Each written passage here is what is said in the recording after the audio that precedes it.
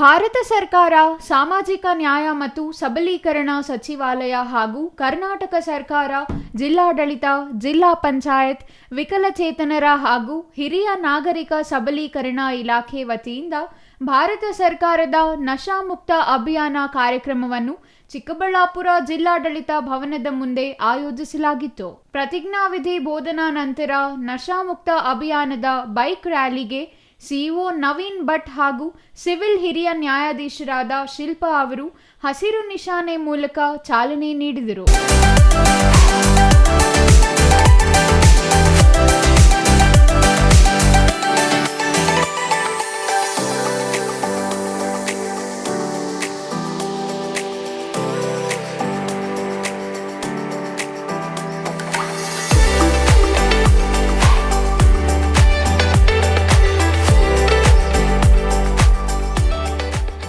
ಹೀಗೆ ವಿಶೇಷವಾಗಿ ಅಂಗವಿಕಲರು ಸೇರಿ ಚಿಕ್ಕಬಳ್ಳಾಪುರ ಜಿಲ್ಲಾಡಳಿತ ಭವನದಿಂದ ನಗರದ ಪ್ರಮುಖ ರಸ್ತೆಗಳಲ್ಲಿ ಬೈಕ್ ರ್ಯಾಲಿ ಮೂಲಕ ನಶಾಮುಕ್ತ ಅಭಿಯಾನದ ಕಾರ್ಯಕ್ರಮದ ಬಗ್ಗೆ ಜಾಥಾ ನಡೆಸಿ ನಂತರ ಜಿಲ್ಲಾ ಕೋರ್ಟ್ ಮುಂಭಾಗ ಮದ್ಯ ಮತ್ತು ಮಾದಕ ವಸ್ತುಗಳಿಂದ ಆಗುವ ದುಷ್ಪರಿಣಾಮಗಳ ಬಗ್ಗೆ ಬೀದಿ ನಾಟಕಗಳ ಮೂಲಕ ಸಾರ್ವಜನಿಕರಿಗೆ ಅರಿವು ಮೂಡಿಸಿದರು. ಈ ನಶಾಮುಕ್ತ ಭಾರತ್ ಹಾಗೂ ತಂಬಾಕು ವಿರೋಧಿ ದಿನಾಚರಣೆಯಲ್ಲಿ ಹಲವಾರು ಇಲಾಖೆಯವರು ಈ ಕಾರ್ಯಕ್ರಮ ಮಾಡ್ತಾ ಇದ್ದಾರೆ.